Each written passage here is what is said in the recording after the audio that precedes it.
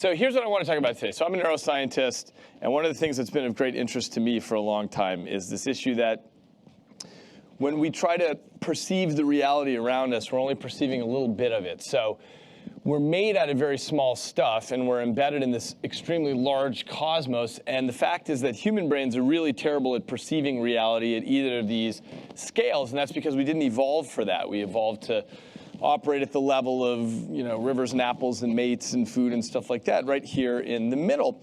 But the part that has always been strange to me is that even at this scale that we call home, the scale that we perceive, we're actually quite bad at it. We don't see most of the action that's going on. So an example of this, take the colors of our world. So this is electromagnetic radiation that bounces off objects and hits specialized receptors in the back of our eyes.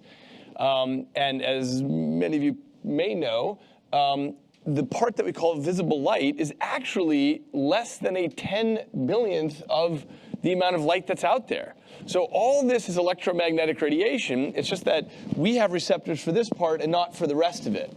So you have radio waves and X-rays and cosmic rays and microwaves, and all this stuff is passing through your body, and it's completely invisible to you. You have no idea that it's out there. There are thousands of cell phone conversations passing through your body right now, and it's totally invisible to you. Why? It's because you don't have the specialized receptors for that frequency. Instead, you only have it for this little range in between. Now, it's not that this stuff is unseeable. So rattlesnakes, for example, include part of the infrared range in their view of reality. And honeybees include some of the ultraviolet range in their view of reality. It's just that you can't see any of this, at least not yet.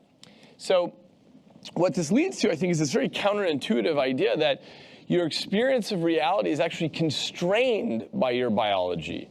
And that goes against the common sense notion that your eyes and your ears and your fingertips are just picking up the reality that is out there, and all you need to do is open your eyes. Instead, what's happening is that we're sampling just a little bit of the world. And what's interesting is that when you look across the animal kingdom, you find that different animals pick up on totally different signals. So they have different parts of reality that they're detecting. So just as an example, if you are the blind and deaf tick, then what you're picking up on is temperature and butyric acid, and that's the signals that you receive, and that's how you figure out your world. That's the only signals that are telling you your reality. If you're the black ghost knifefish, you're in the pitch dark, and all you're picking up on are perturbations in electrical fields. That's how you're figuring out what's around you. If you are the blind echolocating bat, all you're picking up on are air compression waves that are coming back to you from your chirps. And the idea is that that's everything. That's your whole world. And we have a word for this in science. It's called the Umwelt, which is the German word for the surrounding world. And presumably, every animal thinks that their Umwelt is the entire objective reality out there. Because why would you ever stop to imagine that there's something else beyond what you can sense? So let me do a consciousness raiser on this. Imagine that you are a bloodhound dog. So your whole world is about smelling. You've got this very large snout. You have 200 million scent receptors in here. You have wet nostrils that attract and trap scent molecules. You have slits in your nostril, so you can take big, giant nosefuls of air.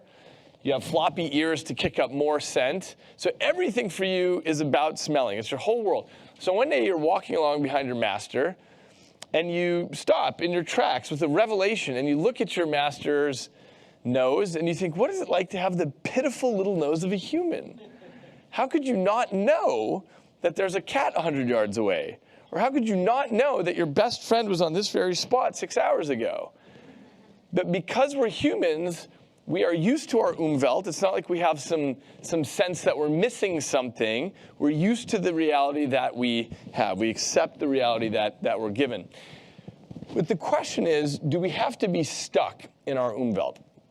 And so as a neuroscientist, what I'm interested in is the way that our technology might expand our Umwelt and how that's going to change the experience of being human.